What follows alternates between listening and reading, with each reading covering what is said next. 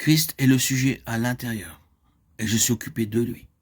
La foi au Fils de Dieu occupée non de mon imperfection, mais de sa perfection. Non de quelques faiblesses, mais de sa force. Non de mon incapacité, mais de son pouvoir. Non de moi-même, de quelque manière que ce soit, mais de lui. L'homme de foi est occupé du Fils de Dieu, qui m'a aimé et qui s'est livré lui-même pour moi. Ainsi, il ne faut jamais être trouvé occupé de ce qui nous arrive d'être à un moment ou à un autre. Il est possible d'être simplement occupé de nous-mêmes, quand nous nous sentons bien, et de dire « nous sommes meilleurs aujourd'hui ».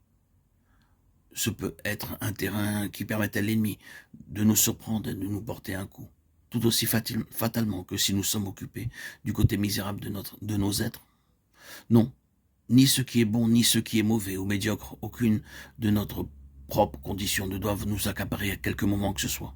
Nous devons toujours avoir les regards sur Jésus, le chef et le consommateur de la foi. Christ vit. C'est là où nous commençons. Ensuite, Christ vit en moi. Et l'autre moitié de la déclaration est « je vis par la foi en lui ». Il vit en moi, je vis en lui par la foi. Paul, comme vous le remarquez, détourne ici toute la force du mot « je » ou « moi ». Cependant, je vis, puis, pour ainsi dire, il revient à moitié sur ses pas et dit « ce n'est plus moi qui vis, c'est Christ qui vit en moi ». C'est comme s'il avait peur de ce « je ». Je vis, oui je vis. Cependant, ce n'est plus moi, c'est Christ. Il détourne immédiatement toute la force de ce « je » et la met tout entière sur Christ. C'est la vie de la foi. Souvenons-nous que ce n'est pas la foi en tant que chose abstraite qui est de quelque valeur. En vérité, nous pourrions aller jusqu'à dire que ce n'est pas du tout la foi en ce qu'elle est. Ce qui rend la foi vertueuse et efficace, c'est son objet. Non pas la foi, mais l'objet de la foi. C'est là le facteur principal. Paul ne s'arrête pas court pour dire « je vis par la foi ». Il rend cela très clair, très significatif. La foi au Fils de Dieu. Le Fils de Dieu, le titre intégral. Dieu manifesté comme Fils, c'est-à-dire Dieu dans son émanation.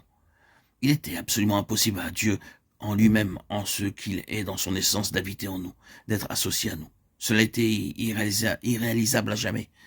Il devait venir d'une façon qui rende possible son union avec nous. Et c'est ce qui est contenu dans cette expression de Fils. Ce n'est plus moi qui vis, c'est Christ qui vit en moi, afin de vivre pour Dieu. Si je vis maintenant dans la chair, je vis dans la foi au Fils de Dieu, qui m'a aimé et qui s'est livré lui-même pour moi. Galates 2, 19, 20.